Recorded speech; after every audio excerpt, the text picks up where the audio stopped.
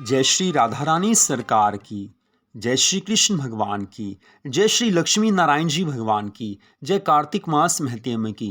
कार्तिक मास महत्म के 19वें अध्याय की इस परम सुंदर कथा को आज हम आपको सुनाने जा रहे हैं।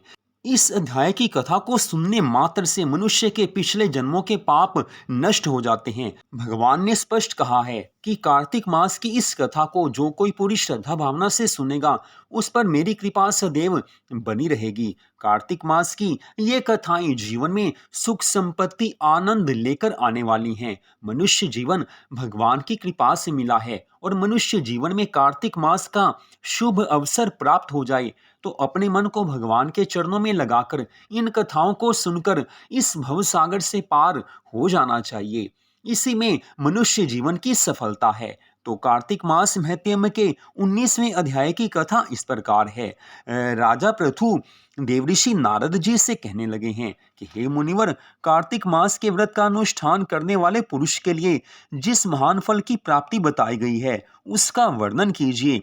पुराने समय में जिन लोगों ने कार्तिक मास में भगवान की भक्ति की थी उन्हें किस पुण्य फल की प्राप्ति हुई, उन पर भगवान की कृपा कैसे हुई, ये कथा सुनाने की कृपा कीजिए। देवऋषि नारद जी कहने लगे हैं कि हे राजन, तुमने बहुत उत्तम प्रश्न किया है, अब बात सुनो।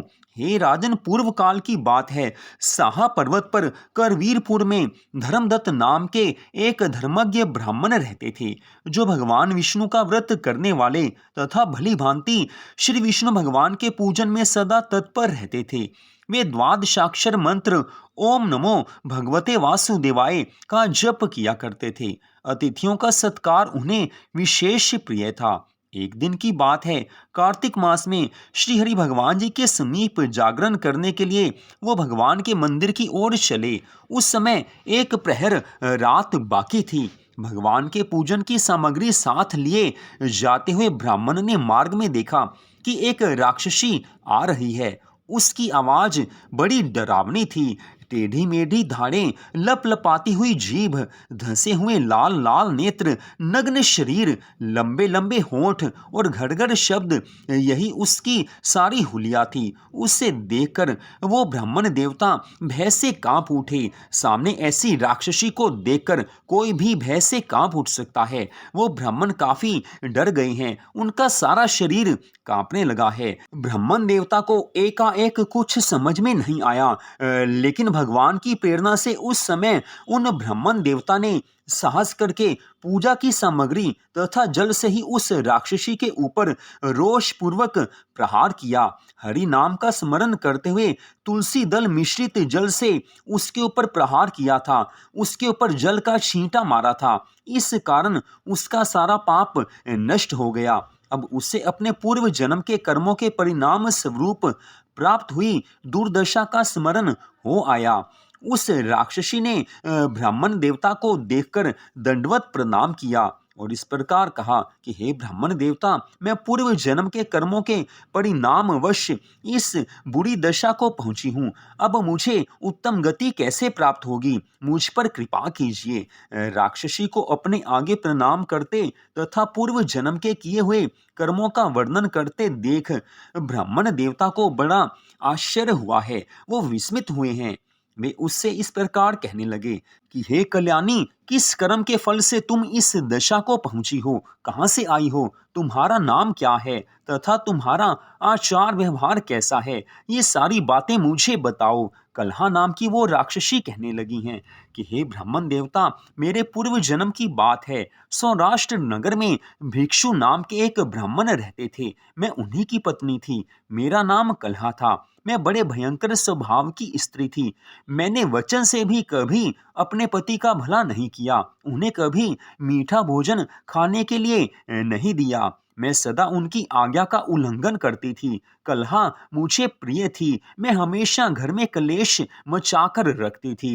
वे ब्राह्मण मुझसे सदा उद्विग्न रहा करते थे। अंततो गत्वा मेरे पति ने दूसरी स्त्री से विवाह करने का विचार कर लिया। तब मैंने विष खाकर अपने प्राणों का त्याग कर दिया। उस समय यमराज के दूत आए और मुझे बांधकर पीटते हुए यमलोक में ले गए। यमराज ने मुझे सामने उपस्थित देख चित्रगुप्त से पूछा कि हे चित्रगुप्त, देखो तो सही, इसने अपने सारे जीवन में कैसे कर्म किए हैं। इसने शुभ कर्म किए हैं या अशुभ कर्म किए हैं, सारा हाल हमें बताओ। चित्रगुप्त ने कहा कि हे धर्मराज जी महाराज, इसने तो अपने सारे जीवन में कोई भी शुभ कर्म नहीं किया है।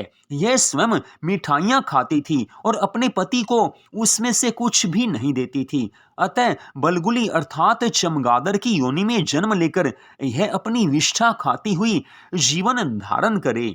इसने सदा अपने स्वामी से द्वेष किया है तथा सर्वदा यह कलह कलेश में लगी रहती थी। यही इसकी प्रवृत्ति रही है। इस कारण यह शुक्र की योनि में जन्म ले विष्ठा का भोजन करती हुई अपना समय व्यतीत करे।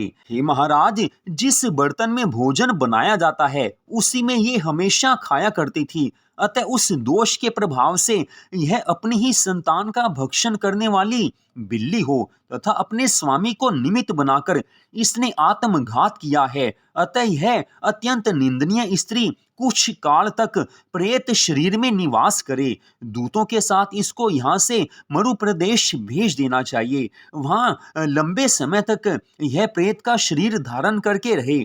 इसके बाद यह पापिनी 3 योनियों का भी कष्ट अवश्य भोगेगी। अपने पूर्व जन्म का समाचार सुनाकर कलहा नाम की राक्षसी धर्मदत्त ब्राह्मण से कहने लगी हैं कि हे ब्राह्मण देवता, मैं वही पापिनी कलहा हूँ। प्रेत के शरीर में आए हुए मुझे 500 वर्ष बीत गए हैं। इतने लंबे समय से मैं कष्ट भोग रही हूँ। अपने कर्म से दुखित तथा भूख प्यास से पीड़ित रहा करती हूँ। एक दिन भूख से पीड़ित होकर मैंने एक बनिए के शरीर में प्रवेश किया और उसके साथ दक्षिण देश में कृष्णा और वेणी के संगम पर मैं आई। आने पर ज्यों ही संगम के किनारे खड़ी हुई, त्यों ही उस बनिए के शरीर से भगवान शिव और भगवान विष्णु के पार्षद निकले और उन्होंने मुझे बलपूर्वक दूर भगा दिया। हे ब्राह्मण देवता, उस समय से मैं भूख का कष्ट सहन करती हुई इधर उधर घूम रही थी। इतने में ही आपके ऊपर मेरी दृष्टि पड़ी। आपके हाथ से तुलसी मिश्रित जल का संसर्ग पाकर अब मेरे पाप नष्ट हो गए हैं।